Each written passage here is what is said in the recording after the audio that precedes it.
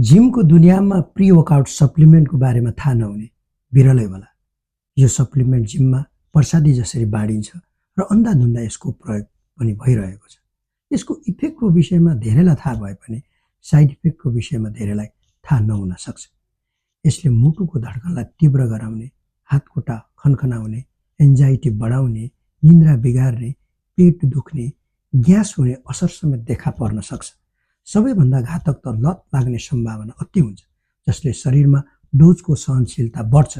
उही असर पाउन झन् धेरै मात्रामा प्रयोग गर्नै पर्छ, जुन स्वास्थ्यको लागि निकै हानिकारक हो। माथिका यी भनाइहरू कुनै इन्टरनेट वा पुस्तकबाट लिएको होइन। यो मेरो आफ्नै अनुभव तपाईँहरूलाई सेयर गरेको मात्रै हो, ताकि जुन गल्ती मैले गरेँ त्यो तपाईँले नगरून् भन्ने मेरो मूल उद्देश्य हो। यदि तपाईँको जीवनशैली र खानपान सन्तुलित छ भने ढुक्क हुनुहोस्। प्री वर्कआउट बिना पनि राम्रो पर्फर्मेन्स दिन सकिन्छ, यो मेरो दावा हो।